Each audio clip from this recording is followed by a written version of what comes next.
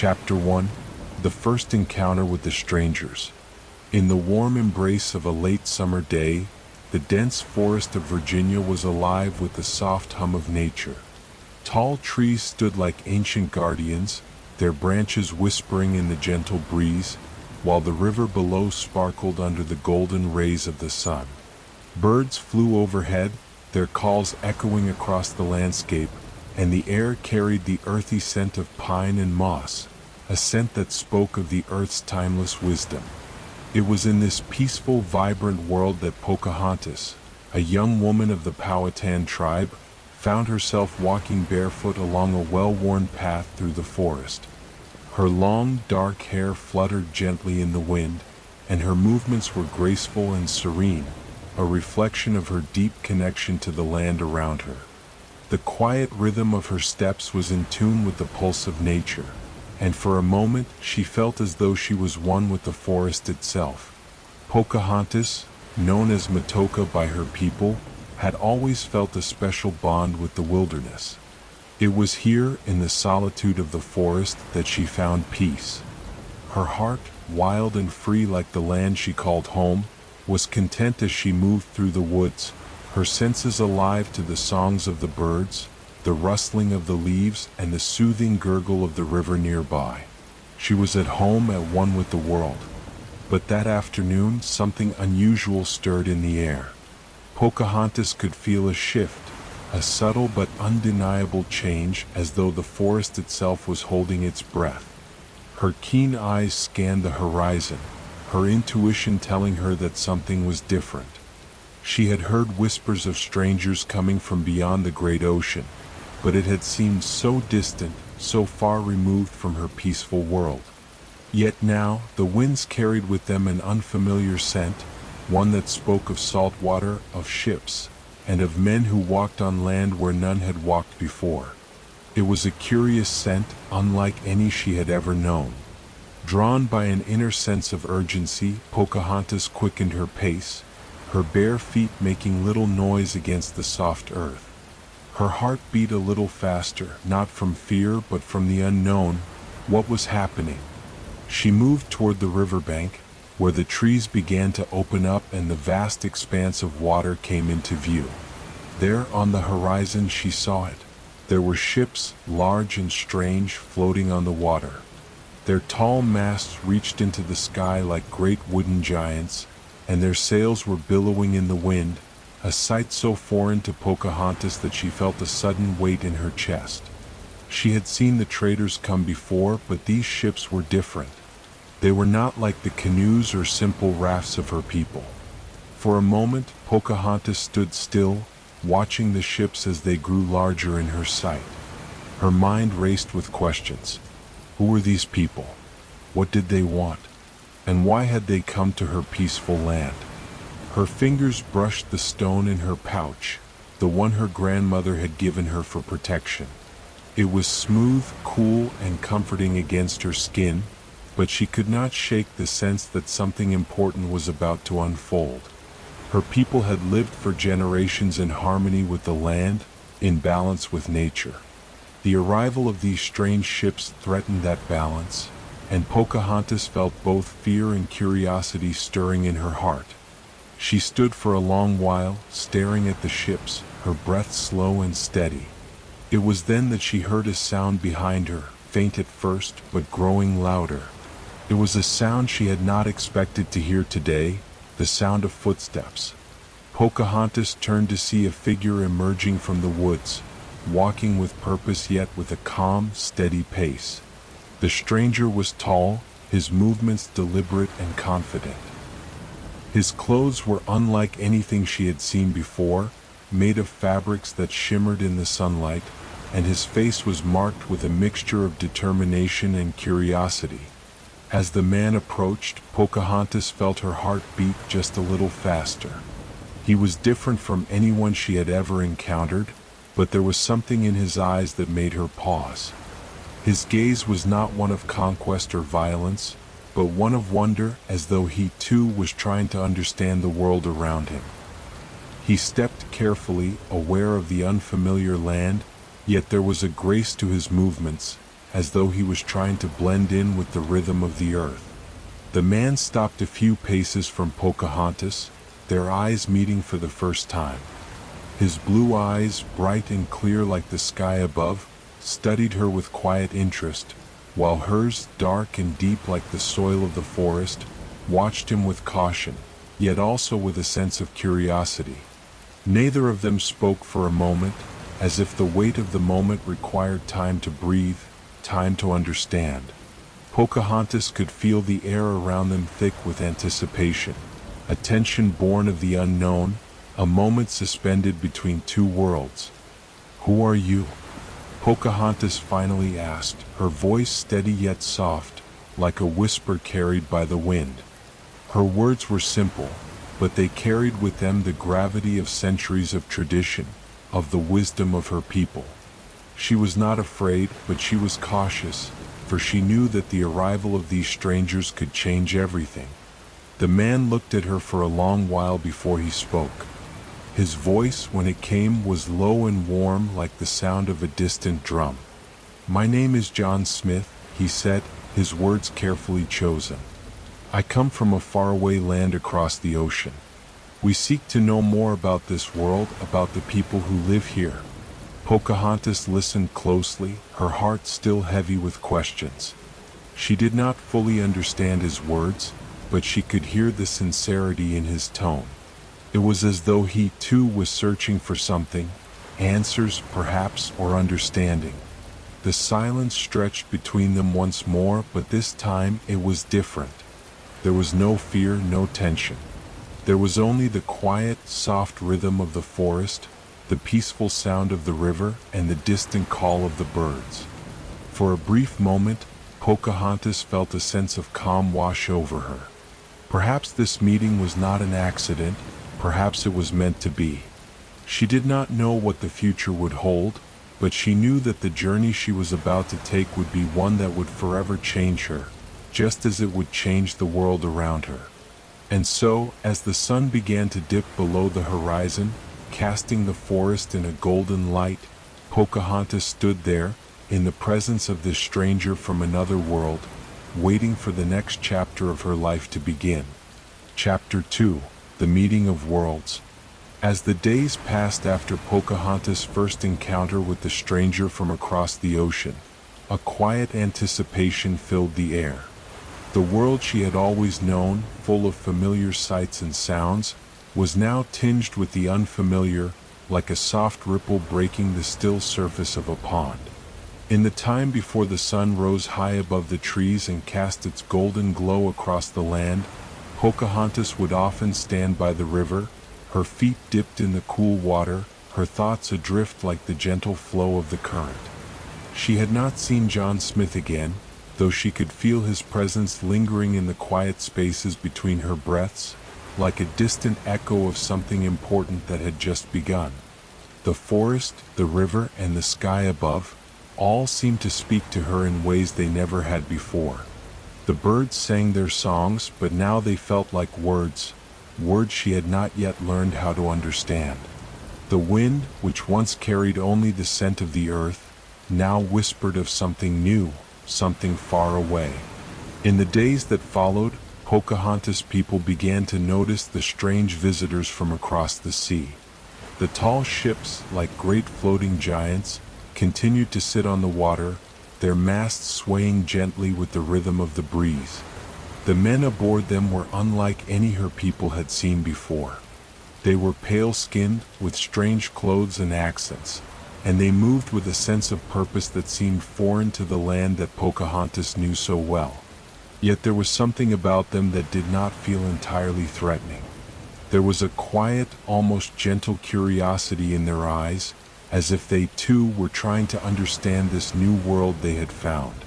It was in this time of uncertainty that Pocahontas, still curious but cautious, found herself drawn once more to the riverbank. She stood there as the sun dipped low in the sky, painting the clouds in shades of pink and orange, casting a soft light on the water below. It was the perfect hour for reflection, a time when the world seemed to slow down, when the hum of the earth was gentle and peaceful. She had not expected to see him again so soon, but there he was, John Smith. His figure appeared through the trees, walking toward her with the same calm pace she had seen before. His face was thoughtful, and there was a quiet strength in the way he moved. When he reached the riverbank, he did not speak at first, instead standing beside her, gazing at the water as it flowed steadily past. Pocahontas did not feel the need to speak right away. The silence between them was not uncomfortable, but rather peaceful. There was no urgency in the air, only a quiet understanding, as though the two of them were simply sharing this moment in time, a brief pause in the vastness of the world. Finally, after a long while, John Smith spoke, his voice low and gentle, blending with the sounds of the river and the rustling leaves. "I have traveled a long way," he said, his eyes meeting hers. "And in all my travels, I have never seen a place as beautiful as this. The land, the people, everything here is so full of life, so full of peace." Pocahontas looked at him, her eyes soft but full of curiosity. She had heard stories of distant lands, of people who lived differently from her own, but she had never imagined such a vast and diverse world. She felt the weight of his words, and yet there was a part of her that did not fully understand. How could one man, one person, come from so far away and speak so highly of the land she had always known? "The land is not just beautiful," Pocahontas replied, her voice quiet but steady. "It is alive. It speaks to us, to all of us. We listen to the trees, to the water, to the wind. They tell us everything we need to know." John Smith turned to face her, his eyes reflecting a deep curiosity, a hunger for knowledge. He had heard rumors of the native people, stories filled with mystery and wonder, but standing here in this moment he realized how little he truly understood. "Tell me," he said, his voice soft and full of wonder. "What do the trees say? What do they tell you?" Pocahontas smiled gently, a hint of warmth in her eyes as she looked at the ancient trees around them. "The trees tell us of the seasons. They tell us when it is time to plant and when it is time to harvest. They tell us when the winds will change and when the animals will come. They are the oldest teachers we have." John Smith listened intently, his heart heavy with the realization that he had so much to learn. There was wisdom in these words, in the way Pocahontas spoke of her connection to the land. He had never truly understood the depth of that connection until now. For a long time they stood in silence, both of them lost in the tranquility of the moment, each finding comfort in the presence of the other, despite the vast differences between their worlds. In that quiet space, Pocahontas felt something stir deep within her. She had always known that her life would be filled with change, but she had never imagined that it would come in the form of a stranger from across the sea. And yet, here they were, two souls standing at the edge of something new, something unknown. The stars began to twinkle in the sky above, and the air grew cooler as night fell upon the land. Pocahontas and John Smith knew that the world around them was changing, but for a moment, everything was still. The only sounds were the soft ripples of the river and the distant calls of night birds. It was a moment of peace, a fleeting moment of connection, in the midst of a world that was soon to be forever altered. As the night deepened, John Smith turned to leave, his footsteps soft on the earth. "I will return," he said softly. "There is much I still need to learn." Pocahontas nodded, her heart calm but full of unspoken thoughts. "And I will listen," she said, her voice like the wind in the trees. "We both have much to learn." With those words, the two of them parted ways, each carrying the weight of this new beginning in their hearts. The forest, with all its secrets, seemed to watch over them as the world slowly drifted into the quiet embrace of the night. Chapter 3: A Growing Friendship. As the days passed, the connection between Pocahontas and John Smith grew stronger, though neither spoke much of it aloud. The meetings by the river became more frequent, their silences more comfortable. In the cool embrace of the early mornings and the quiet twilight hours, they would share the peace of the land, a land that was as much a part of Pocahontas as her own breath, her own heartbeat. The seasons began their slow, inevitable turn, and the forest, which had seemed so full of life when Pocahontas first met John, began to show the signs of autumn. The leaves, once green and vibrant, began to turn shades of gold and crimson, fluttering gently to the earth like soft whispers of time. Pocahontas had always loved this time of year, the quiet preparation for the coming winter. There was something soothing about the way the world seemed to slow down, preparing itself for rest. John Smith, too, began to notice the changing of the seasons. He had spent most of his life in lands where the trees were fewer and the weather harsher. But here, in this tranquil world of soft winds and gentle light, he began to understand what Pocahontas had told him, that the land was alive, not just with trees and rivers but with a rhythm, a flow that guided all who lived within it. And in turn, he found himself listening more closely to that rhythm, as if the land itself had much to teach him. One afternoon, as the golden light of the setting sun filtered through the trees, Pocahontas invited John to walk with her to a quiet, hidden part of the forest, a place that few of her people visited. The path was narrow, winding between ancient trees whose roots seemed to stretch deep into the heart of the earth. It was a peaceful place, far removed from the bustling camp where the settlers had made their home, a place that felt untouched, sacred even. John marveled at the beauty around him, his steps soft against the forest floor, careful not to disturb the delicate harmony of the world that surrounded them. It was a world that spoke to him in ways he had never experienced before, a world where the simple act of walking felt like a quiet meditation. Pocahontas, walking beside him, moved with the grace of someone deeply in tune with the land. Her movements were slow, deliberate, as though she were listening to the whispers of the earth beneath her feet. She led him to a small clearing where a stream bubbled gently, its water crystal clear and cool to the touch. The sunlight danced upon the surface of the water, casting playful reflections on the smooth stones beneath. It was a place of peace, where the quiet hum of the world seemed to slow even further. She motioned for John to sit beside her, and they both lowered themselves onto the soft moss at the edge of the stream. The air was cool here, and the forest seemed to close in around them, its shadows deepening as the sun dipped lower in the sky. For a long while neither spoke. Instead, they listened, the soft murmur of the stream, the distant call of a bird, the rustle of the leaves as the wind passed through the trees. It was the kind of silence that spoke volumes, one that carried with it a sense of understanding that words could never fully express. In that quiet space, the differences between them, of language, of culture, of experience, seemed to disappear, leaving only the shared moment of peace.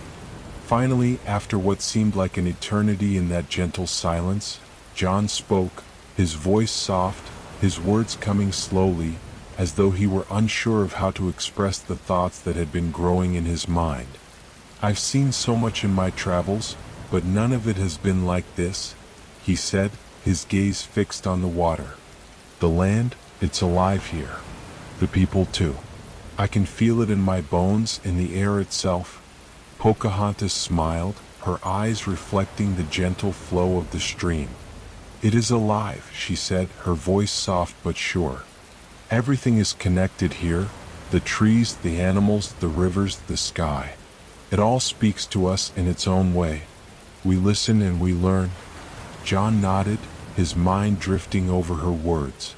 There was so much about this place, about these people, that he still didn't understand, but the more he learned, the more he felt the weight of it.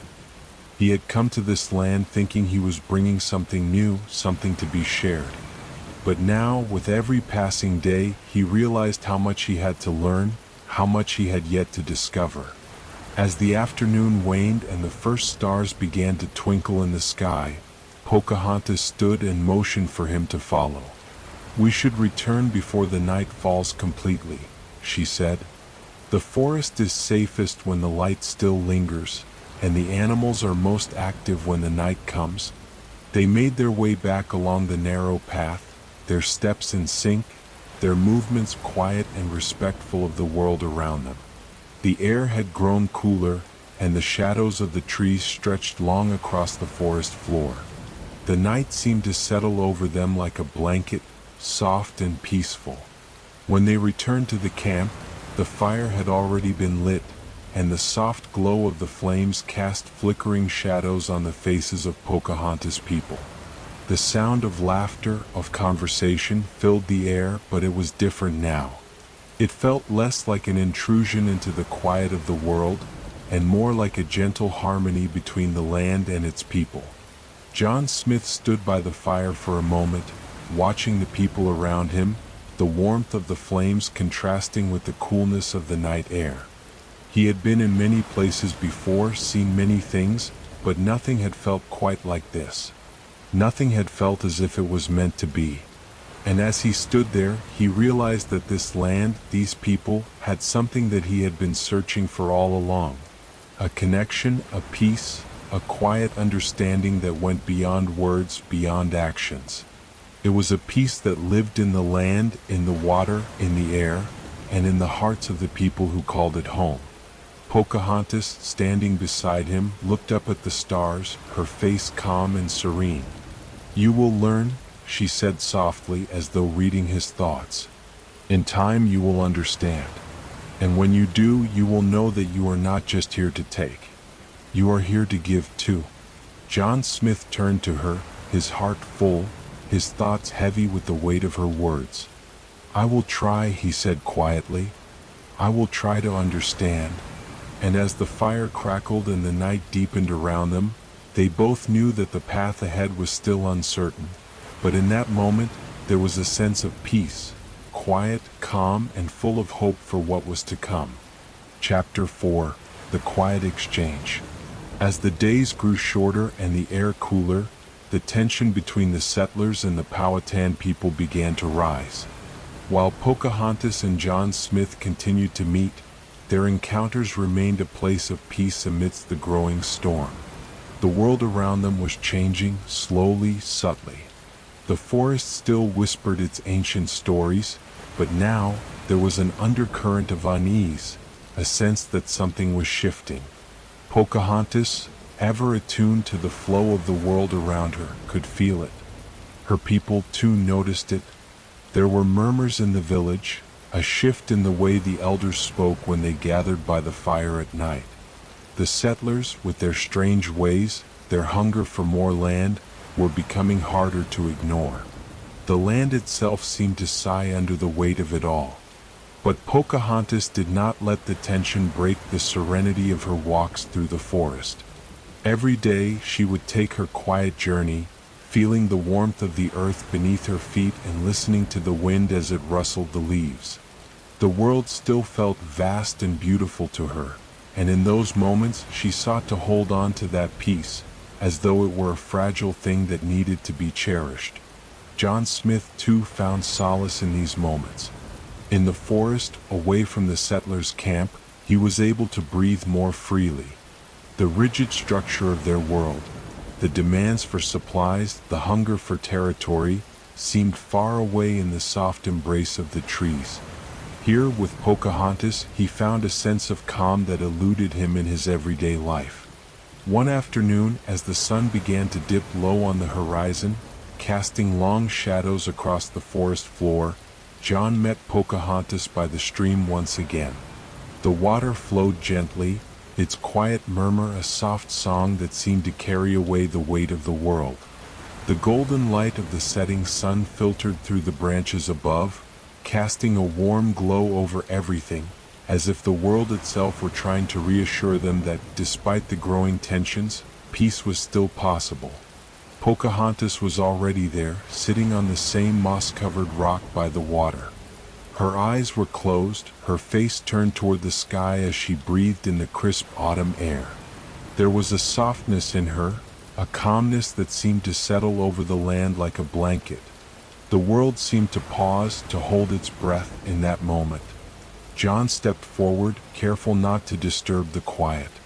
As he sat beside her, their presence seemed to meld with the stillness of the place. They sat together, side by side, not needing to speak. There was something profoundly comforting in their shared silence, a reminder that some connections went beyond words, beyond actions. Pocahontas opened her eyes, and for a moment they met his gaze. There was a depth in her eyes, a quiet strength that seemed to hold the weight of the world, yet never demanded anything from him. She was a reflection of the land itself, enduring, patient, and full of quiet wisdom. "Sometimes," she said softly, her voice carrying the weight of unspoken thoughts, "the world can feel so loud, so full of noise. But if we listen closely, we can hear the quiet, the peace that still exists beneath it all. The land knows this peace. It has always known it." John nodded slowly, feeling the truth in her words. He had always been a man of action, driven by a need to achieve, to conquer. But in these moments, in the presence of Pocahontas and the land she loved, he was beginning to understand something he had never fully grasped before. There was value in the quiet, in the stillness. In the rush of the world, the quiet was often overlooked, but it was there, like a hidden treasure, waiting to be found. "You are right," he said, his voice barely above a whisper. "I've been so focused on the noise. I've never really listened before." They sat together in that quiet moment, the sounds of the forest filling the space between them. The rustle of leaves in the breeze, the distant call of a bird, the gentle flow of the stream. All these sounds blended together into a peaceful symphony. And for a time, it seemed as though the world had slowed, as though it had offered them a brief respite from the troubles that loomed on the horizon. In the distance, the faint sound of drums echoed through the trees, a reminder of the village, of Pocahontas' people. The sound was steady, rhythmic, a part of the land's heartbeat. It was a sound that spoke of tradition, of unity, of the quiet strength of a people deeply connected to the earth. It was a sound that filled John with a quiet respect, a reverence for the way Pocahontas and her people lived in harmony with the world around them. After a time, Pocahontas stood, brushing the soft moss from her legs. "We must return," she said, her voice still gentle, but with a quiet resolve. "The night comes quickly in the forest, and my people will be waiting for me." John stood as well, though he was reluctant to leave the peaceful haven they had found by the stream. He had come to appreciate the silence, the stillness of these moments with Pocahontas.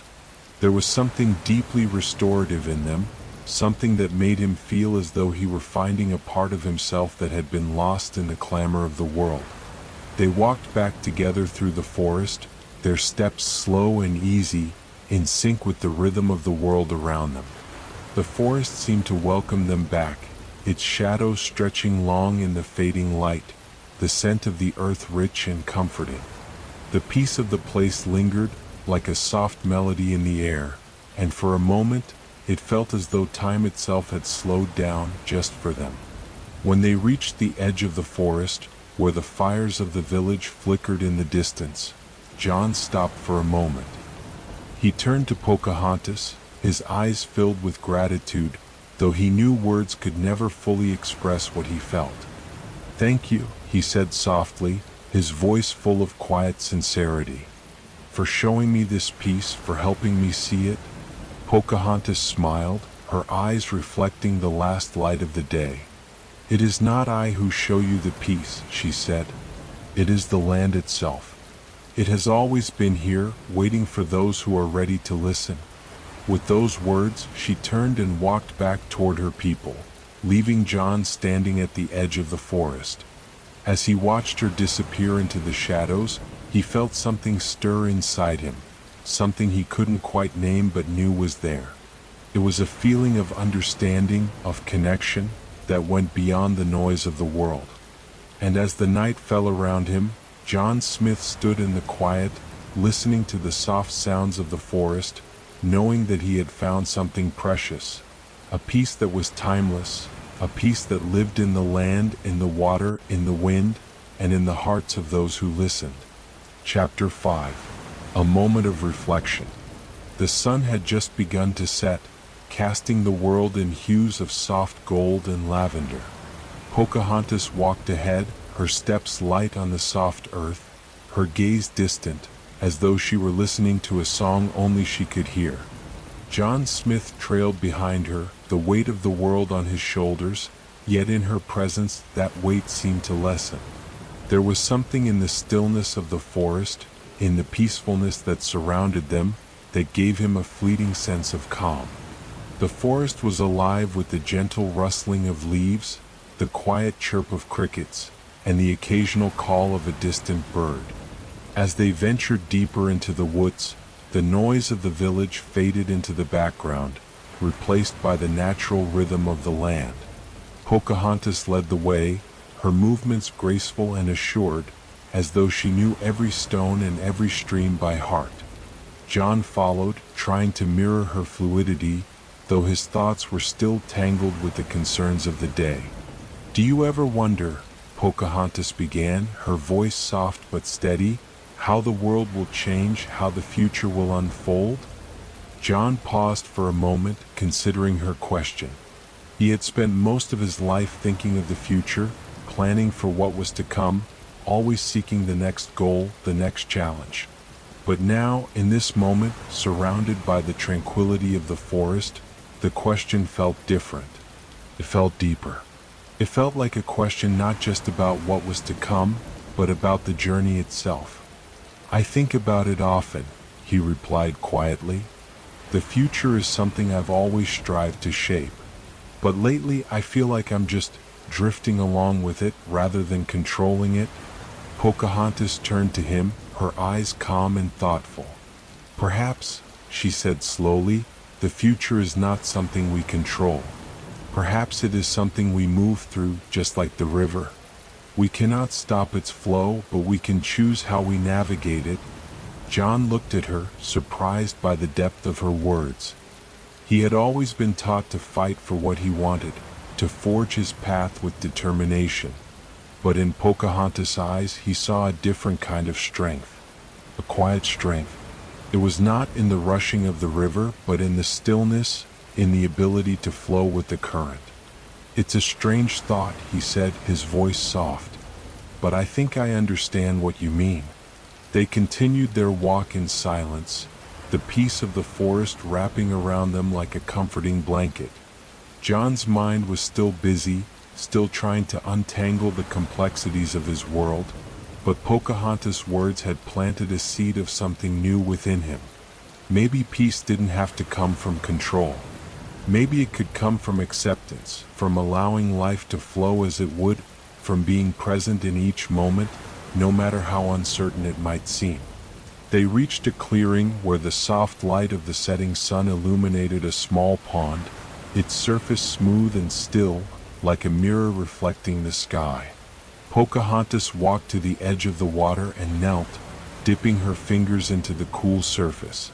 The water rippled gently at her touch, sending small circles across the pond. "This is where I come when I need to think," she said quietly, looking out across the water. "The world feels different here, as though the noise fades away, and all that remains is the calm of the earth." John approached the water and knelt beside her. He dipped his own hand into the pond, feeling the coolness seep into his skin. It was a simple gesture, but in that moment, it felt profound. The ripples on the water seemed to echo the ripples in his own heart, the small, subtle shifts that were taking place within him, though he could not yet fully understand them. The quiet was enveloping. The sound of the wind, the soft rustling of the leaves, the distant hum of life around them, it all seemed to fade, leaving just the two of them in the stillness of the moment. There was no urgency here, no pressure to move forward or to act. There was simply the present, unfolding gently, as though the world itself were inviting them to pause, to breathe, to be. For a long time they sat there, side by side, not speaking, just listening. The sun sank lower in the sky, the colors of the world deepening, turning to shades of indigo and violet. The stars began to twinkle softly above them, each one a distant light in the vast, endless sky. It was as though the entire universe had paused for a moment, just to share in their quiet reflection. John Smith, so used to the clamor of life, to the constant need for action and resolution, felt a peace he had never known before. It was a peace that didn't require him to do anything. It was simply there, in the stillness, in the connection to the world around him. It was in the way the water shimmered, in the way the trees stood tall and strong, in the way Pocahontas sat beside him, so calm, so sure of herself. After some time, Pocahontas stood and extended her hand to him. "It is getting late," she said, her voice soft but firm. "We must return to the village. My people will be wondering where I've gone." John took her hand, rising to his feet. For a moment, he looked at her, taking in her quiet strength, the peace that seemed to radiate from her. In her presence, he had learned that sometimes the most important thing was not to act, but to simply be. To be present in the moment, to listen to the world around him, to understand that peace was not something to be chased, but something to be embraced. They walked back to the village together, the stars above them guiding the way. The night air was cool, but the warmth of the connection between them kept the chill at bay. In the silence, there was no need for words. The understanding between them was enough. As they reached the village, Pocahontas turned to John, her eyes gentle but knowing. "Thank you for walking with me," she said softly. "You've shown me that peace is something we can find, even in the most unexpected places." John smiled, feeling the weight of her words settle deep within him. "Thank you for showing me that peace is something we can learn." With that, Pocahontas turned and walked toward her people, leaving John standing at the edge of the village. As he watched her disappear into the night, he felt a sense of calm that he had never known before. The world outside might be full of uncertainty, but in this moment he had found something enduring, something that would stay with him, even as the days ahead unfolded. Chapter 6. A Meeting of Hearts. The moon hung high in the sky, its soft light casting long shadows over the village. The night was quiet, save for the occasional murmur of the wind through the trees and the distant calls of night birds. The air was cool, carrying with it the scent of pine and damp earth. John Smith stood at the edge of the village, looking up at the stars, his thoughts a mix of wonder and uncertainty. The quiet of the evening was interrupted by the soft, familiar sound of footsteps behind him. He turned, his heart fluttering slightly at the sight of Pocahontas approaching. There was a softness to her presence, a grace in the way she moved, as though the night itself had taken shape in her form. "You've been standing here for some time," Pocahontas said, her voice calm and soothing like a gentle breeze. "What are you thinking about?" John smiled softly, turning back to the sky. "Just how quiet the world seems tonight. How peaceful. I don't often get to experience such stillness." Pocahontas nodded, her dark eyes gazing up at the stars. "The world can be quiet if we listen for it. It's easy to forget, in the rush of life, that the peace is always there, waiting for us to find it." John felt a sense of connection in her words, as though she had reached into his heart and understood his deepest thoughts. He had always been in motion, always seeking the next challenge, the next goal. But now, with Pocahontas, he felt as though he could simply be. There was no need for action, no need to rush. There was only the present, the now, and the peace that came with being fully immersed in it. "I think I've been so focused on achieving things that I've forgotten how to just be," John confessed, his voice low and thoughtful. "Maybe I've been searching for something outside of myself, when what I needed was to find peace within." Pocahontas smiled softly, stepping closer to him. "Sometimes the greatest journeys are the ones that take us inward, not outward. We spend so much time looking for something to change the world around us, but the world inside us is where true peace resides. Her words hung in the air between them, and for a long moment neither spoke. They simply stood together, gazing up at the stars. It was as though the universe itself had paused, holding its breath in the stillness of the night. John felt a sense of relief wash over him, as though something heavy had been lifted from his shoulders. The questions and doubts that had plagued him for so long began to fade into the background, replaced by a quiet certainty that had no words to explain it. It was as though, in this moment, he had come home. Not to a place, but to a feeling, to an understanding of who he was and where he belonged. "You've taught me so much already," John said quietly, turning to face Pocahontas. "In such a short time, you've shown me a way of life I never thought possible. I feel different, lighter somehow." Pocahontas' smile deepened, her eyes warm and knowing. "You already carry the strength you seek, John.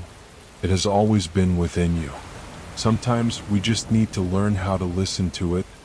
The night seemed to grow even quieter, as if the earth itself was holding them in a gentle embrace. The cool breeze shifted, carrying with it the soft scent of flowers and the promise of new beginnings. In that moment, everything felt aligned, his heart, his mind, and the world around him. The journey ahead, though still uncertain, felt somehow more manageable, more serene. As they stood there together, the sounds of the village began to quiet. The people had settled for the night, their voices now hushed in slumber. The crackling of distant fires was the only sound that remained, adding to the calm atmosphere that had settled over the land. The entire world seemed to be at rest, as though taking a deep, collective breath. "We should return," Pocahontas said softly, though there was no urgency in her voice. "My people will wonder where I've gone." John nodded, feeling an unexpected sense of reluctance at the thought of leaving the peacefulness of this moment behind. But he understood. This was not an ending, it was simply a pause, a temporary rest before the next step on their journey.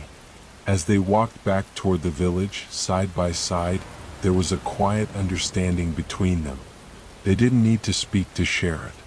The bond they had formed, so quietly, so naturally, was stronger than words could ever express. They were two souls on a shared path, each finding peace in the presence of the other. The night continued its slow, steady march toward dawn. The stars faded one by one, giving way to the first light of morning. And as they approached the village, John felt a new sense of purpose, one that came not from the need to conquer or control, but from the simple act of being present, of listening, and of living in harmony with the world around him. Pocahontas stopped at the edge of the village and turned to face him, her expression serene. "Thank you for walking with me," she said again, her voice carrying the weight of the moment. "I hope that, in time, you will find the peace you seek, not just in the world around you, but within yourself." John took a deep breath, letting her words settle in his heart. "I think I'm starting to understand," he said quietly, his gaze meeting hers. "And I think I'm beginning to find it." With a final, lingering glance, Pocahontas turned and walked back into the village, her presence a quiet light in the darkness. John stood for a moment, watching her go, feeling a deep sense of gratitude for the lessons she had already imparted to him. As he finally turned to rejoin his own people, he felt a sense of peace, a peace that had come not from the world outside, but from the quiet, steady rhythm of his own heart. The journey was far from over, but in this moment he knew that he was ready for whatever came next. Chapter 7. A Deeper Understanding. The sun had barely begun to rise when John Smith found himself standing at the edge of the village, his gaze resting on the horizon where the sky met the earth. The early morning light painted the world in soft hues of pink and gold, and the air was cool and fresh, carrying with it the quiet promise of a new day. He felt a sense of calm settle over him, a peace he hadn't known before, as if the world itself had exhaled in unison with him. Though the day had just begun, He already felt different, as though something had shifted within him. He thought about the night before, about the time spent in quiet companionship with Pocahontas, about the words she had shared, and the way the world had felt so still, so full of possibility. It had been a reminder, a gentle nudge that there was more to life than the constant search for achievement and conquest. There was also the art of simply being, of finding peace in the present moment, something Pocahontas seemed to understand so effortlessly. John had always believed in the importance of strength, strength of body, strength of mind, strength to overcome whatever obstacles lay ahead. But now, as the morning light washed over him, he wondered if strength was also found in stillness, in the quiet moments where nothing had to be done and nothing was expected. He turned his head as he heard the soft crunch of leaves beneath someone's feet. His heart skipped a beat when he saw Pocahontas approaching, her silhouette framed by the light of the rising sun. She moved with the same grace and quiet confidence he had come to admire, her presence a calming force that seemed to harmonize with the world around her. "You're up early," Pocahontas said, her voice a soothing melody in the quiet morning. She smiled softly at him, her dark eyes sparkling with an inner light that seemed to come from a place of deep understanding. John smiled back, feeling his heart settle into a comfortable rhythm. "I couldn't sleep much. I've been thinking about what you said last night." Pocahontas tilted her head slightly, her expression one of gentle curiosity. "And what did you find in your thoughts?" "I've been thinking about peace," he said slowly. "You spoke about it, how we often forget to listen for it, to allow it into our lives. I think I've spent my life seeking it in all the wrong places." Pocahontas nodded, her gaze thoughtful. "Peace is not something we find in the world outside of us. It's something we discover within ourselves, through quiet moments and reflection. The world can be loud and chaotic, but inside, there is always a calm waiting for us to notice." Her words resonated with John, as if a weight he hadn't even known was there had been gently lifted from his shoulders. He had spent so much time trying to control his environment, trying to master the challenges he faced, that he had forgotten the simple beauty of letting go and allowing life to unfold naturally. "Sometimes I feel like I'm chasing something," John continued, his voice thoughtful. "Something I can't quite reach. Maybe it's peace. Or maybe it's something else entirely." Pocahontas stepped closer to him, her presence a quiet comfort. "What are you chasing?" she asked softly, her voice full of understanding. "I don't know," John admitted. "I think I've been chasing approval or success or something that tells me I'm doing the right thing. But I'm not sure what that is anymore." Pocahontas smiled, a knowing smile that seemed to say she understood more than words could express. "Perhaps the right thing is simply to live in harmony with the world around you, to find peace within yourself. Success is not always measured by what we achieve, but by how we live in the moment, how we treat others, and how we find joy in the little things." John thought about her words, feeling the truth of them settle deep within him. It wasn't the grand victories that defined a life, he realized. It was the quiet moments of understanding, of connection, and of peace that were truly important. The rest, accomplishments, achievements, and titles, were fleeting. But the inner peace, the sense of harmony, that was something that could last, something that could guide him through the challenges of life. "I think you're right," he said softly, his gaze meeting hers. "Maybe I've been focused on the wrong things." Pocahontas nodded, her smile gentle. "It's easy to forget. But it's never too late to change, to start again." They stood together in silence, watching as the sun slowly climbed higher in the sky, casting the world in its warm, golden light. The village around them began to stir, as people woke from their slumber and began to go about their day. The air was filled with the soft sounds of morning, birds singing, children laughing, the rustle of leaves in the breeze. It was a new day, a fresh start, and it felt as though everything was aligned, as though everything was exactly as it should be. Pocahontas turned to face John, her gaze steady and calm. "I think the journey ahead will be full of challenges," she said softly. "But as long as we remain true to ourselves, as long as we stay grounded in peace, we can face anything." John nodded, feeling a sense of clarity that had eluded him for so long. "I believe that too." Together they stood there, watching the world wake up around them. The soft morning light illuminated the path ahead, and though the road was uncertain, John felt ready to walk it. With Pocahontas by his side, he knew that he could find peace, no matter what the future held.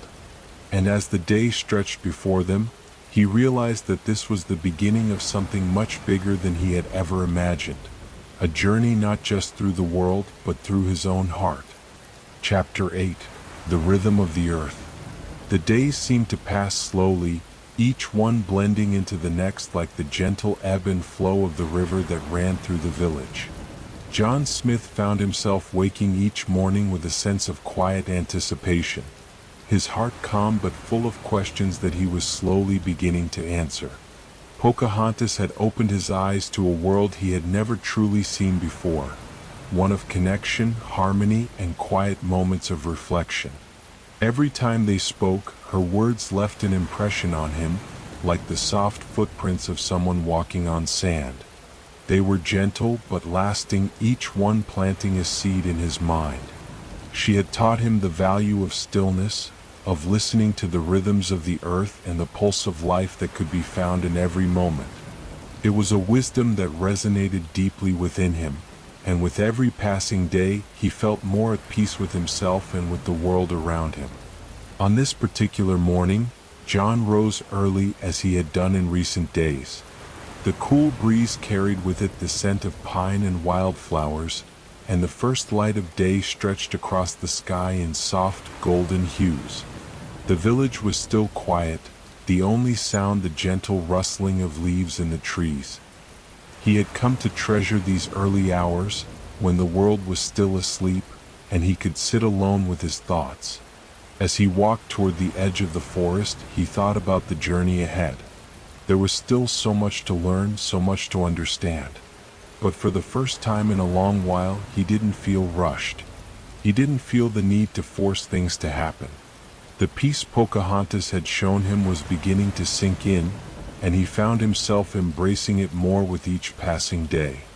The soft crunch of leaves beneath his boots alerted him to the presence of someone behind him. He turned, smiling as Pocahontas stepped into view. Her eyes were bright and welcoming, her smile warm as always, and in that moment, John realized how much he had come to rely on her presence. She had become his anchor in a world that often seemed uncertain. "You're up early," she said softly, her voice as calm as ever. "Are you enjoying the quiet?" John nodded, his gaze drifting toward the horizon. "Yes, I am. I've come to appreciate the stillness, the moments of peace that seem to be so rare in the world. I think it's been there all along, but I just didn't know how to see it." Pocahontas stepped closer, her movements light and graceful. "It is always there waiting for us. We just need to learn how to listen, to the world, to ourselves, and to the rhythms that guide us." John's gaze followed Pocahontas as she walked toward the edge of the forest, pausing to touch the trunk of a nearby tree. The tree stood tall and strong, its bark rough and weathered by time. He watched as Pocahontas closed her eyes for a moment, her fingers tracing the lines of the tree's surface, as though she could feel the heartbeat of the earth through its bark. "This tree has been here for many years," Pocahontas said, her voice soft and reflective. "It has weathered storms, endured harsh winters, and yet it remains standing. It is rooted in the earth, and no matter what happens, it remains. The same is true for us. We must be rooted in who we are, in the peace we carry within ourselves. No matter what storms come, we can endure them." John watched her, captivated by the quiet strength she radiated. He had always thought of strength in terms of power, muscles, force, and endurance. But now he saw something different. True strength wasn't about force. It was about rootedness, about finding your place in the world and standing firm in it, no matter the challenges that arose. I see what you mean, John said softly. It's not about fighting the storms, but about enduring them with grace, with patience. Pocahontas smiled at him, her eyes glowing with a quiet wisdom. Exactly. The world will always have its challenges, but if we remain rooted in who we are, if we listen to the earth and to our hearts, we can weather anything. John felt a deep sense of peace settle over him as he absorbed her words. The path ahead was still uncertain, and he knew there would be obstacles. But for the first time he felt prepared. He didn't need to control everything or have all the answers. He simply needed to trust himself and the world around him. He needed to remain rooted like the tree. Pocahontas stepped back, looking up at the sky. Shall we walk? There is much to see, and I think it's time we continue our journey. John nodded, feeling a renewed sense of purpose. Together, they walked deeper into the forest, the soft crunch of leaves beneath their feet adding to the symphony of the world around them. The birds sang their morning songs, and the wind whispered through the trees, as though the earth itself was guiding them on their path. As they walked, Pocahontas spoke of the world she knew, of the beauty of the land, the rhythms of nature, and the deep connection between all living things. John listened intently, absorbing her words as though they were a gift, a map to understanding the deeper currents of life. She spoke of balance, of the importance of living in harmony with nature, of respecting the earth and all its creatures. Her words were a reminder of what truly mattered, the simple, quiet truths that could bring peace to a restless heart. As the day wore on, they reached a small clearing in the forest, where a stream flowed gently through the trees. The water was clear, its surface shimmering in the sunlight. Pocahontas knelt beside the stream, her fingers brushing the water's surface, causing ripples to dance across it. "This is a place of peace," she said, her voice soft as she gazed at the water. The water flows freely without resistance. It does not force its way, but simply moves with the rhythm of the earth. John knelt beside her, watching the water flow, feeling the stillness of the moment. He realized that he had been like the water for so much of his life, rushing, pushing forward, never pausing to listen or to simply be. But now, in this moment, he felt a deep sense of calm, as though he too could flow with the rhythm of the earth without resistance. "We can all find peace," Pocahontas said, her voice a gentle murmur. "We just need to learn how to move with the rhythm of the world, to listen, and to be still when needed." John smiled, feeling the truth of her words settle in his heart. The journey ahead was still long, and there would be challenges. But with Pocahontas by his side, he felt a new sense of purpose, a quiet understanding that he was no longer alone. He was learning, growing, and finding peace in the most unexpected places. And as the sun began to set, casting the world in warm, golden light, John knew that this was only the beginning of a new chapter, a chapter filled with discovery, understanding, and the quiet strength that came from listening to the rhythm of the earth. Chapter 9: The Heart of the Forest. The following morning, the air was thick with mist, a soft fog that hung gently over the land like a blanket, wrapping the forest in a peaceful silence. John and Pocahontas stood at the edge of the clearing, gazing into the woods beyond. The forest was different today, its towering trees shrouded in mist, their branches heavy with dew. It felt like a world untouched, as though time itself had slowed down to let them pass. "Do you ever feel that the forest speaks to you?" John asked, his voice quiet, as if afraid to disturb the stillness around them. Pocahontas turned her gaze toward him, her eyes thoughtful. "Yes," she replied softly. "The forest is alive. It breathes just as we do. Its pulse is the pulse of the earth, and when we are still enough, we can hear it." John nodded, his gaze drifting over the mist-laden trees. He had always thought of nature as something to be conquered, something to be understood and controlled. But with Pocahontas, he had learned to see it differently. Now, the forest seemed to hold a deeper meaning, a rhythm that was beyond his understanding yet somehow familiar. It was as if he was beginning to hear its heartbeat, just as Pocahontas had said. They walked into the forest, the soft earth beneath their feet damp from the morning fog. The trees stood tall, their trunks thick and gnarled with age, their roots twisting deep into the ground.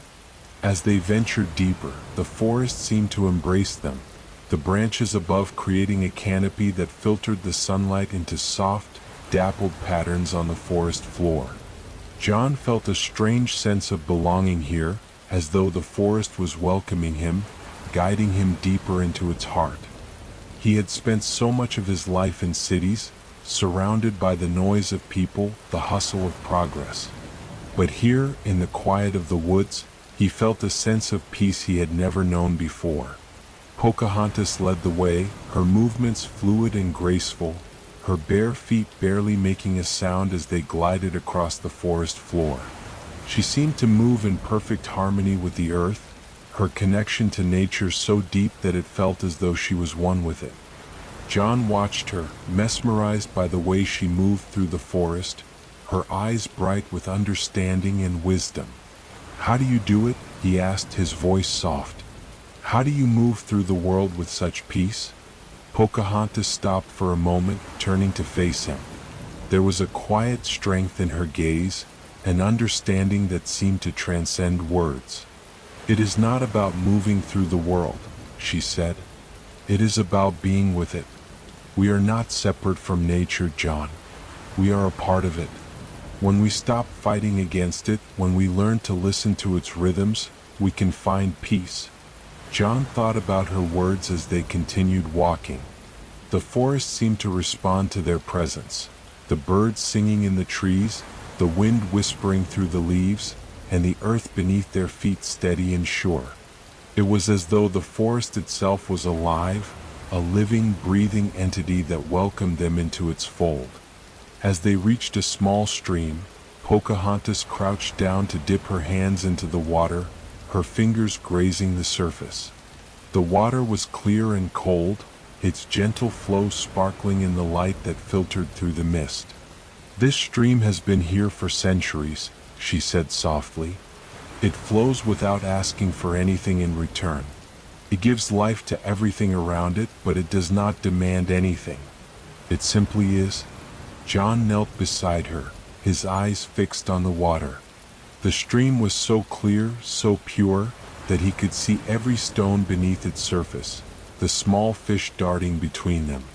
He felt the coolness of the water as it flowed over his fingers, the sensation grounding him in the moment. "You see," Pocahontas continued, "the stream does not force its way. It does not try to be anything other than what it is. It simply flows, and in its flow, it gives life to everything it touches. We are like the stream, John. We do not need to force things. When we move with the world, when we allow ourselves to be as we are, we give life to our own journey." John closed his eyes for a moment, feeling the truth of her words settle deep inside him. He had always been someone who tried to force his way, someone who believed that success came from pushing harder, fighting more.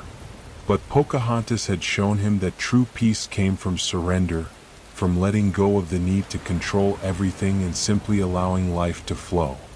The gentle sounds of the forest surrounded them, the rustling of the leaves, the calls of the birds, the soft murmur of the stream.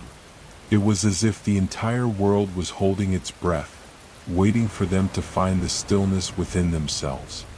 John felt a sense of calm wash over him, as though the forest itself was teaching him to be still, to listen, and to allow the world to be as it was. As the sun began to rise higher, casting the forest in golden light, Pocahontas stood and offered her hand to John. He took it, his grip warm and steady, and together they continued their walk through the forest. With each step, John felt himself becoming more attuned to the world around him. The trees seemed to stand taller, the air fresher, the earth beneath his feet firmer. It was as though he was shedding the layers of stress and uncertainty that had built up over the years, leaving behind only the quiet peace that Pocahontas had shown him. They walked for hours, the mist slowly dissipating as the day grew brighter. The forest, which had once seemed so vast and mysterious, now felt like a place of refuge, a sanctuary where the noise of the world could not reach them. With each passing moment, John felt more connected to the land, to the rhythms of nature, and to the quiet, unspoken wisdom that flowed through it all. As they finally emerged from the forest, the sky was clear and the sun shone brightly overhead. John stood for a moment, looking back at the woods, feeling a deep sense of gratitude for the experience. He knew that this was only the beginning of his journey, that there was still so much to learn, so much to discover. But for now, in this moment, he felt at peace. "I think I understand now," he said, his voice soft but full of certainty. "The forest, the water, the land, it's all a part of me. And I am a part of it." Pocahontas smiled, her eyes filled with warmth. "Yes, John. And when we understand that, we can live in harmony with the world just as the forest does. We are all connected." As they stood there, side by side, the sun warming their faces, John knew that the journey ahead would be one of learning, of growing, and of finding peace. And with Pocahontas by his side, he felt ready for whatever came next. Chapter 10: The Wisdom of the Winds. The days passed like the gentle flow of the river, each moment carrying a subtle rhythm that seemed to bind everything together. Pocahontas and John, now more connected than ever, spent their mornings exploring the wonders of the forest, learning from the quiet wisdom that nature had to offer. It was not just the landscape that held lessons, but the very elements themselves, the wind, the trees, the stones, and the waters. They all spoke in their own language, waiting for those willing to listen. On this particular morning, the wind had picked up. It swept through the trees, its sound a soft whisper in the distance. As they walked side by side, John noticed how the breeze seemed to move in waves, passing gently through the leaves above them, and how it felt almost as though it was calling to them. "Do you hear it?" Pocahontas asked, her voice barely above a whisper as she stopped and tilted her head toward the trees. "The wind, it is not just a passing breeze. It carries stories, memories. If you listen closely, you can hear the world speaking through it." John paused and looked around, suddenly attuned to the breeze that caressed his face. He had always thought of the wind as just a force of nature, something to be experienced but never truly understood. Yet, with Pocahontas, he began to feel a subtle shift in his perception. It was as if the wind was not simply moving through the trees, but through time itself, carrying with it the stories of the earth. "The wind speaks?" John asked, his voice filled with a quiet curiosity. "Yes," Pocahontas replied, her voice calm and steady. "It carries the knowledge of all that has come before us, and the wisdom of what is yet to come. The wind is the breath of the earth, the way it speaks to the world." John stood still for a moment, allowing the wind to surround him. He felt it against his skin, cool and soft, but there was something else in it, a presence almost like a whisper in the air. For the first time, he realized that there was much more to the wind than just a physical force. There was an element, like the trees and the water, that held secrets, knowledge passed through the ages. Pocahontas closed her eyes, a serene smile forming on her lips as the wind danced around her. Her hair swirled gently in the breeze, and she seemed to be in perfect harmony with it, as though she was receiving something from the wind, something ancient, something deep. It was clear that she had learned to listen to the wind, to understand its language. "The wind carries the wisdom of the earth," Pocahontas continued, her voice almost dreamy. "In every gust there is a message, something the world is trying to tell us. All we need to do is listen." John closed his eyes too, feeling the wind wrap around him like a soft embrace. He let go of his thoughts and simply allowed the wind to flow through him, carrying his worries away. The longer he stood there, the more he felt himself surrender to the rhythm of nature. The wind seemed to pull him deeper into the forest, urging him forward, as if inviting him to listen to its timeless song. After a long moment, Pocahontas spoke again. "Do you hear it?" she asked. John opened his eyes slowly, his heart beating a little faster. He could feel something stirring within him, something he could not quite name. "I hear something," he said, his voice filled with awe. "It's like the wind is telling me something, but I can't understand it." Pocahontas smiled warmly. "It is not always about understanding with our minds," she explained. "Sometimes the lessons we learn from the wind are felt with our hearts. The wind doesn't ask us to understand every word. It simply asks us to feel, to trust." John nodded, feeling the truth of her words settle deep inside him. He realized that he had been trying to force understanding, to intellectualize every experience, when the real wisdom came from simply being present, from allowing the world to flow through him without trying to control it. The wind had no need to be understood, it simply needed to be experienced. Pocahontas motioned for him to follow as she began to walk again, the wind guiding her steps. They walked in silence for a while, the breeze continuing to weave through the trees above them, as if it were leading them to a place of deeper knowledge. John could feel the wind on his skin, and now it felt different. It no longer felt like a passing force. It felt like a living entity breathing with him, guiding him, urging him to trust the process of life.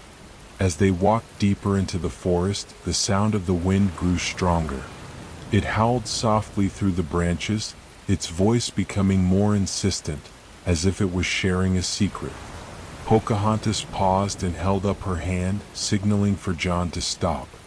"There is a place here," she said softly, "where the wind's message is clearer. It is a sacred place where the wind speaks most loudly. But to understand it, we must first quiet our minds and let go of the noise inside." John nodded, his heart calm, his body still. He took a deep breath and closed his eyes, allowing the sounds of the wind to fill him. He let go of the tension in his shoulders, the thoughts that had been swirling in his mind. As he stood there, fully present, he began to feel the wind in a new way, not as a force to be battled or controlled, but as a part of him. It was as if the wind itself was breathing with him, flowing through him, and he began to understand the peace Pocahontas had found.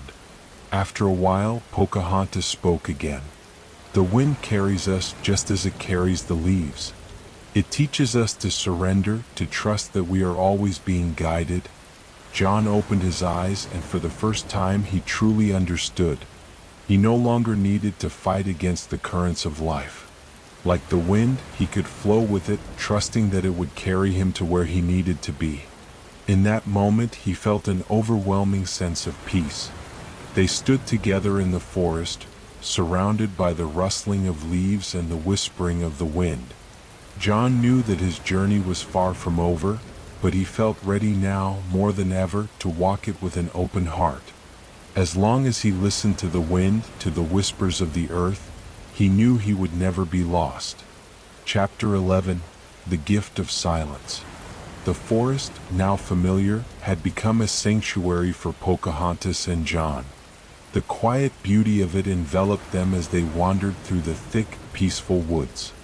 The towering trees, heavy with age, whispered softly in the breeze, their leaves shimmering with a life of their own. In these moments, John felt a sense of calm that he had never experienced before. The world he had once known, filled with noise and haste, seemed a distant memory. Pocahontas led him to a small clearing, bathed in soft sunlight that filtered through the canopy above. The ground was covered in moss, thick and soft, creating a natural carpet beneath their feet. Small flowers dotted the edges of the clearing, their petals opening in quiet surrender to the warmth of the sun.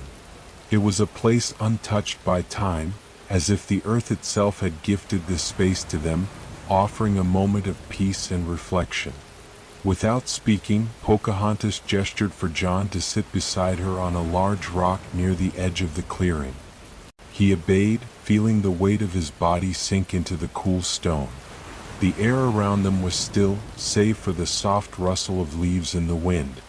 The silence was profound, almost sacred, and in that quiet, John felt a stirring of something deeper inside him. At first, the silence felt uncomfortable, a contrast to the bustling world he had known. But as moments passed, he began to feel its embrace. It was not an empty silence, but a full one, rich with meaning. The world around them seemed to breathe in this silence. The soft chirping of birds, the occasional scurry of a small animal through the underbrush. These sounds, though faint, were a gentle reminder that life continued on, even in the quietest of moments. Pocahontas sat with her back straight, her eyes closed, a serene expression on her face.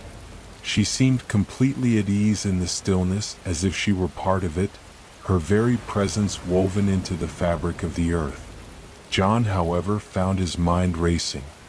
Thoughts, like restless winds, swirled through his head, reminding him of everything he had left behind and all the uncertainties of the future.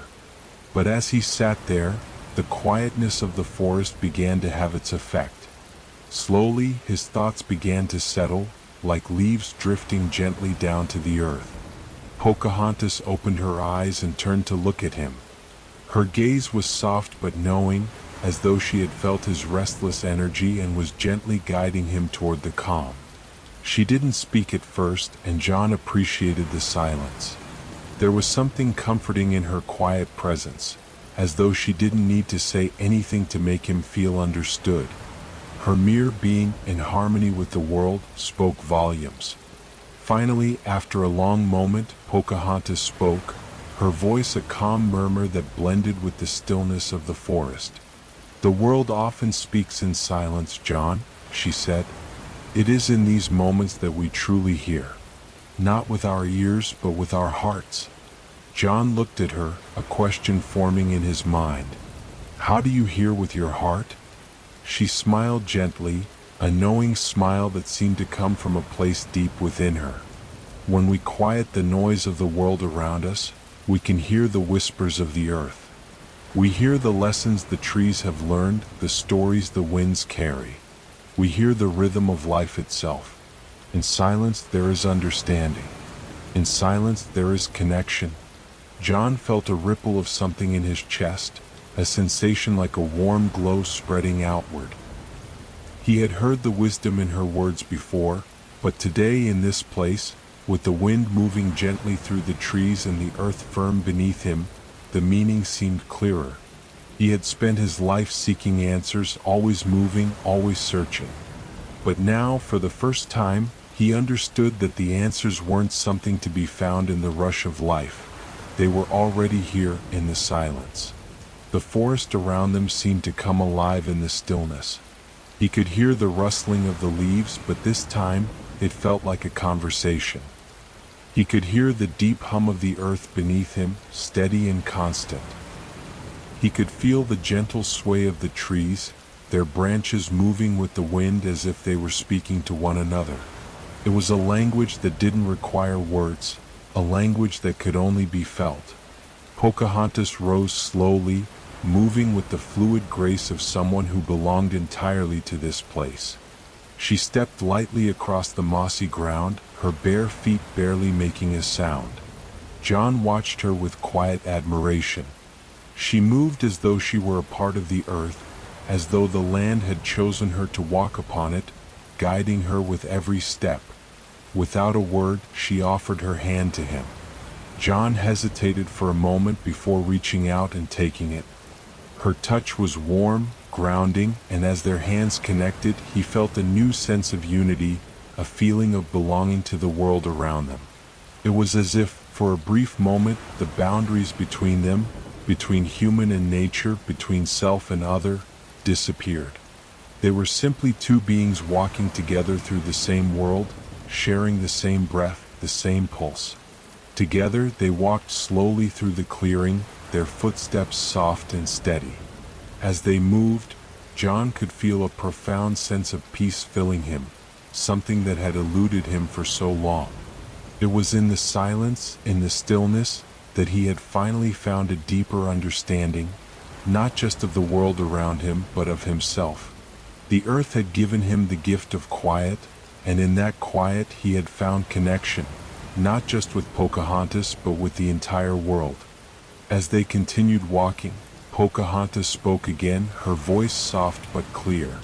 Sometimes silence is the most powerful teacher. It is in the quiet that we can hear the truth of our hearts. John nodded slowly, feeling the weight of her words sink in. He had spent his life trying to find answers, seeking out knowledge, accumulating facts. But in this moment he understood that some things could not be learned through books or words. They had to be felt, experienced. And in the silence of the forest, he had experienced something deeper than he ever could have imagined. The journey ahead would not be easy. There would be challenges, doubts, and moments of fear. But for now, in the presence of Pocahontas and the quiet strength of the earth, John felt ready to face whatever came. In the stillness, he had found peace, and with that peace, he knew he would find his way. Chapter 12: The Heart of the Forest. The sun was setting in the sky, casting a warm golden light that bathed the forest in a soft amber glow. The light seemed to shimmer through the trees, painting the world in hues of orange and pink. Pocahontas and John had been walking for hours, moving through the forest in a comfortable silence, each lost in their thoughts. Yet, despite the quiet, there was an unspoken understanding between them, a bond that was beginning to grow stronger with each passing moment. The forest felt different now. It was no longer just a backdrop to their journey, it had become a part of them, its energy woven into their hearts. The air was thick with the scent of pine and earth, the sounds of birds softly calling out to each other in the distance. Everything about the forest felt alive, yet still, as if time itself had slowed down to match the rhythm of their footsteps. Pocahontas led the way, her movements fluid and sure. She knew the land better than anyone, her connection to it deep and unbreakable. John followed her, feeling a sense of awe at how effortlessly she seemed to navigate the forest, as if it were an extension of herself. He had come to realize that her strength didn't just lie in her ability to survive in the wild, it lay in the way she understood it, in the way she respected it. And it wasn't just the forest that she understood, it was life itself. She had a wisdom that went beyond words, beyond knowledge. It was a wisdom born of experience, of a life lived in harmony with the world around her. They stopped beside a small stream that ran gently through the woods, its waters clear and cool. The sound of the water, moving over the smooth stones, was soothing, a peaceful melody that seemed to speak to something deep within them both. Pocahontas knelt down beside the stream, dipping her fingers into the water. John watched her, captivated by the simple grace with which she moved. "The water," she said softly, her voice barely above a whisper, "it carries with it the stories of the land. Every stream, every river, every drop of rain, it holds the memories of the earth." John sat down beside her, feeling the coolness of the ground beneath him. He didn't speak at first, but allowed her words to settle within him. He had always understood nature in a practical way, how to use it for survival, how to read its signs. But Pocahontas spoke of nature as though it were alive with its own history, its own language. It was a way of seeing the world that was foreign to him, but something inside him began to stir as he allowed her perspective to sink in. "What stories does it carry?" John asked after a pause. Pocahontas smiled, the edges of her lips curling gently.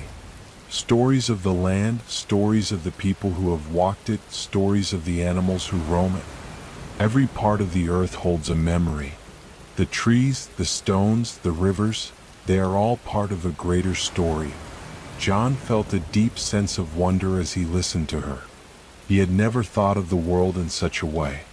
To him, nature had always been something to be conquered, something to be understood. But now, sitting beside Pocahontas, he realized that it wasn't something to be understood, it was something to be felt, something to be lived alongside. It wasn't just the land they walked on that connected them, it was the very air they breathed, the very spirit of the earth itself. Pocahontas stood up, brushing her hands against her skirt as she gazed out at the water. She seemed to be looking beyond it, as if she could see something far off in the distance. John stood up as well, though he didn't speak. He simply watched her, wondering what thoughts were passing through her mind. "You've come a long way from the world you knew, John," Pocahontas said, her voice soft but clear. "But in this place, in this world, you are not just a visitor. You are a part of it. We all are." John looked at her, feeling a sense of awe at her words. She was right.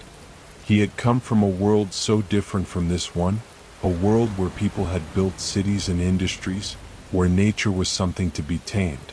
But here, in the forest, he felt like he was part of something much larger than himself. The land, the people, the animals, they were all connected, all intertwined in a way he had never fully understood until now. "Do you ever miss your people?"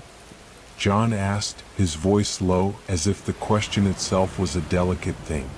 Pocahontas turned to face him, her expression thoughtful. "There are times when I miss them," she said, her eyes distant as though she were looking back on a memory. "But I have learned that the world is always changing, and we must learn to flow with it just like the river. There is no point in holding on to what is gone. The world gives us what we need when we need it." Her words resonated deeply with John. He had spent so much of his life trying to hold on to things, to people, to ideas. He had clung to the past, afraid of what might come next. But here, with Pocahontas, he began to understand that perhaps there was wisdom in letting go, in accepting the flow of life, in embracing the unknown. The future was not something to be feared, but something to be experienced. As the evening wore on, the air grew cooler, the sun dipping lower in the sky. The quiet stillness of the forest began to settle in once more, the sounds of the water and the distant calls of animals the only noise breaking the silence. Pocahontas and John stood there for a long while, side by side, in a comfortable stillness. Neither of them spoke, but in that silence, they shared something that words could never express. The forest, with its ancient trees and flowing streams, had given them a lesson that could not be taught in any classroom. It had taught them the value of silence, the power of connection, and the deep wisdom that could only be found in nature. And in that moment, John knew that this was not just a journey across the land, it was a journey into himself, into a deeper understanding of the world and his place within it. Chapter 13. The Divide Between Worlds. The days spent in the forest had brought John and Pocahontas closer, but they were also faced with an undeniable truth. As much as they shared the same earth beneath their feet, their worlds were still as separate as the sky and the sea. The quiet of the forest, the beauty of the land, and the wisdom that Pocahontas shared seemed to envelop them in peace. But the world outside, her people's world and his own, remained distant, full of conflict and misunderstanding. It was early one morning when the reality of this divide began to settle heavily in John's chest. He woke to find Pocahontas standing at the edge of the forest, looking out toward the distant horizon, her face bathed in the soft morning light. The colors of dawn were just beginning to spill across the sky, painting it with delicate shades of pink and lavender. But even in this tranquil moment, there was an air of sadness that lingered in the space between them. John walked toward her, the grass beneath his feet still wet with dew, the cool air filling his lungs. As he approached, he couldn't help but notice how different she seemed today. There was a quiet intensity to her, a somberness that he had not seen before. He wondered what thoughts were stirring in her mind.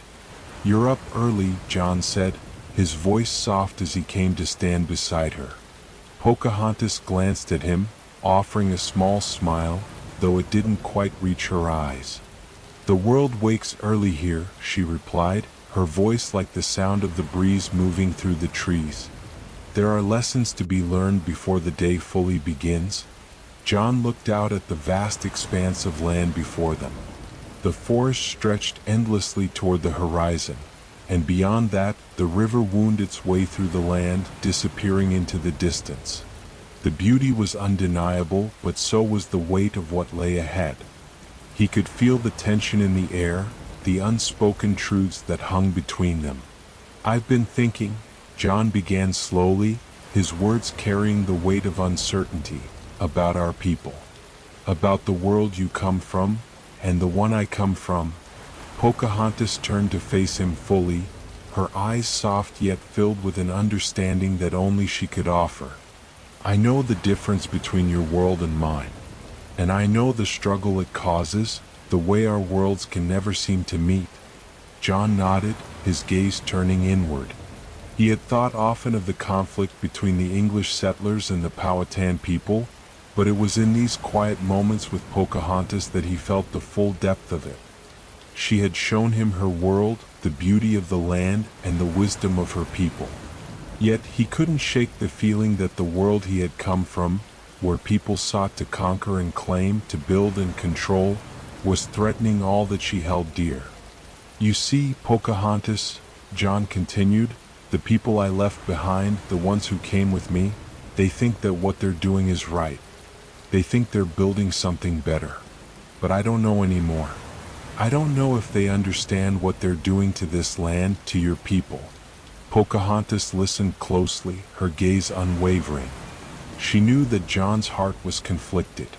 He had always been driven by a desire for progress, to explore, to conquer. But he was changing, just as the land was changing around them.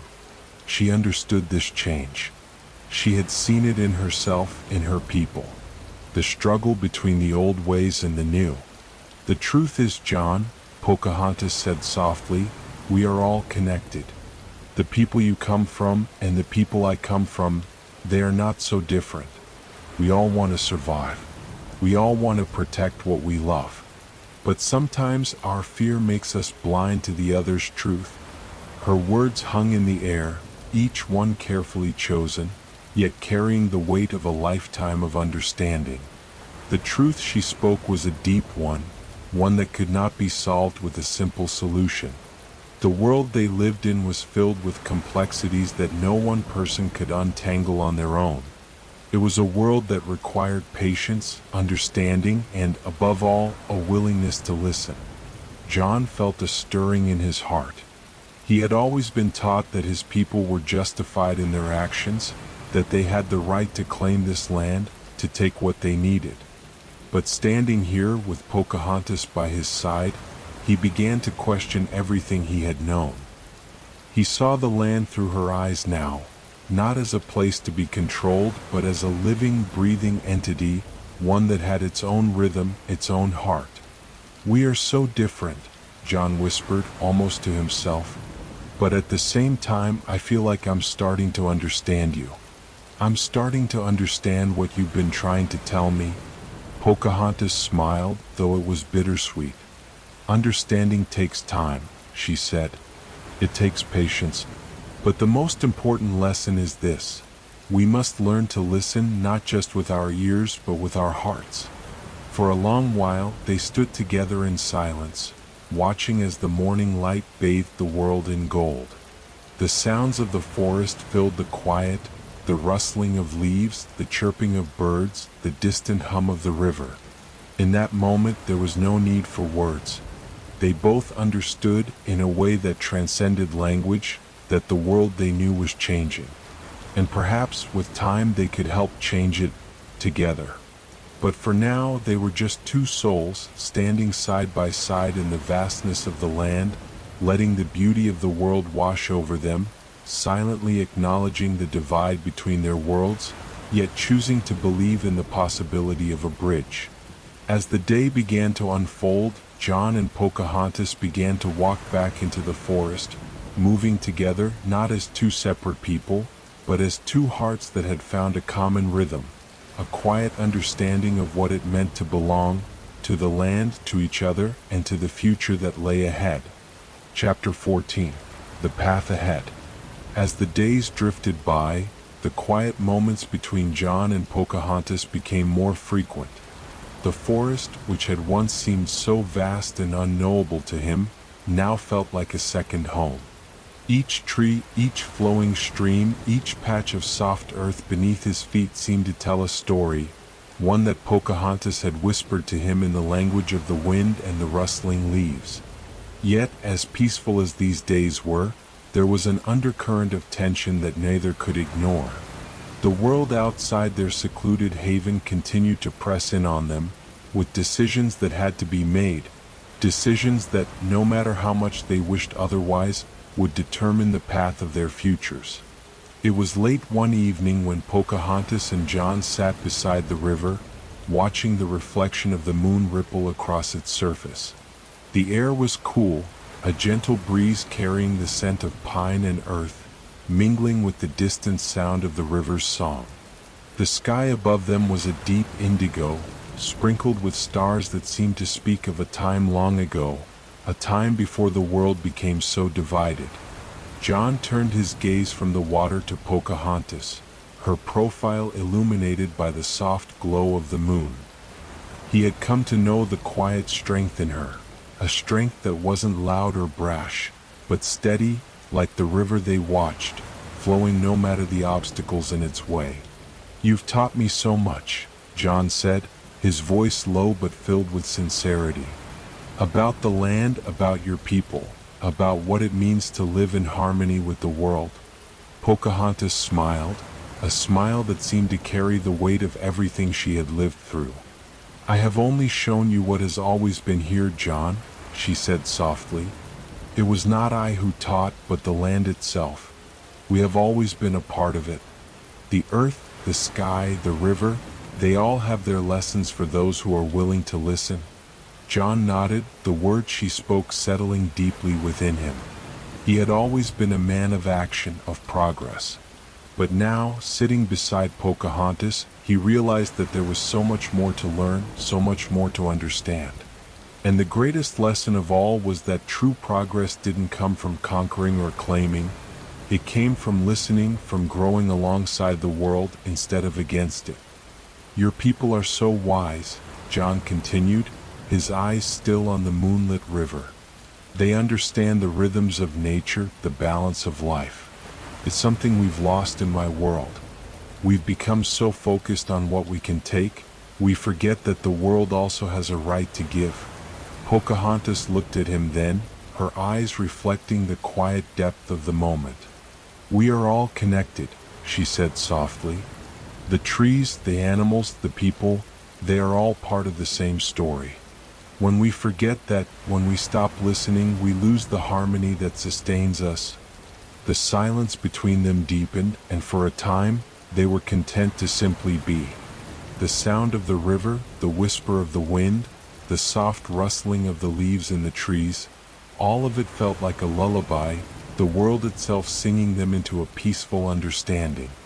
But as the evening wore on, the reality of the decisions ahead began to weigh more heavily on John's heart.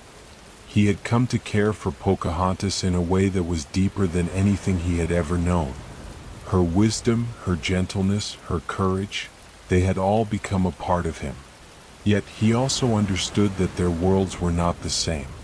He could not change the course of his people's actions on his own, nor could Pocahontas stop her own people from fighting to protect what they loved. "We can't stop what's coming, can we?" John asked, his voice barely above a whisper. Pocahontas did not answer immediately. She turned her gaze to the river, her expression contemplative. The stars seemed to shine more brightly now, as if encouraging her to find the right words. "The path ahead is uncertain," she said after a long pause. "We can only choose how we walk it, how we choose to treat each other. The world has a way of changing, sometimes faster than we want. But even in the face of change, we can choose to bring peace where there is none. John looked at her, the weight of her words settling deep in his heart. He had never before considered that peace was something that could be actively chosen, that it wasn't just the absence of conflict, but the presence of understanding, of respect. In that moment, he felt as though he had just touched the tip of an understanding far larger than anything he had imagined before. He took a deep breath, steadying himself, the cool air filling his lungs. "Then let's choose peace," he said, more to himself than to Pocahontas. "Let's choose to believe in a world where it is still possible." Pocahontas smiled, and for the first time in a long while, the smile was one of hope. "Perhaps together we can make that world a reality." They sat in silence for a long while after that, their hearts full, the quiet sounds of the river filling the space between them. The night deepened, but neither felt the need to rush. They were in no hurry to leave, no hurry to face what awaited them. In that moment, they were content to simply exist, side by side, in the peace of the world they both held dear. As the stars continued their silent vigil above them, Pocahontas and John knew that the journey ahead would not be easy. But whatever came, they would face it together, with the strength of the land beneath them and the understanding they had found in each other. Chapter 15. The Choice of Peace. The sun was just beginning to dip below the horizon, casting a warm golden glow across the forest. The air was soft and carried with it the scent of pine, damp earth, and the promise of the coming night. Pocahontas and John stood together at the edge of the clearing, where the river wound its way through the land like a thread of silver in the fading light. It was a place they had visited often in the past, a place where the weight of the world felt just a little lighter, where the quiet of nature seemed to offer them comfort. For a long while, neither of them spoke. The only sound was the soft rustle of leaves in the wind, the occasional chirp of crickets, and the steady flow of the river. It was a sound that had become familiar to them, something that would always be part of the rhythm of their lives, no matter where the journey took them. Pocahontas stood with her back to him, her gaze fixed on the river, her posture relaxed but filled with purpose. She knew that the choice they had made, standing side by side, choosing peace, would not be easy.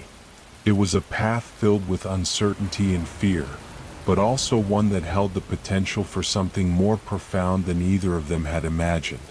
She had always believed in the strength of her people, in their connection to the earth, to the land, and to one another.